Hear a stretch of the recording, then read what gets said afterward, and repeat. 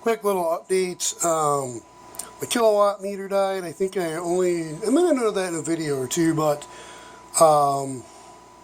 when I was working on that Eagle River ERG 1200, I believe, reading online that those can surge to 150, 160 volts when having a load under maybe 400 watts or something like this.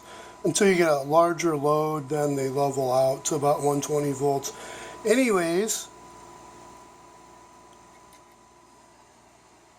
low continuity with the fuse. So this one blew a fuse. 65 Ford, he noted this with his, the thermal fuse went bad. So this one's good. It's a fuse here on this one that blew. So I'll have to figure out that spec is and replace that. And I guess if you're wondering, this is the kilowatt P3 P4400.01 model. So here we go. So I'll get a fuse for that and get this back in service. Hopefully that's all it's bad. Probably could test more components, but nothing looks funky out of the ordinary. So nothing too complicated.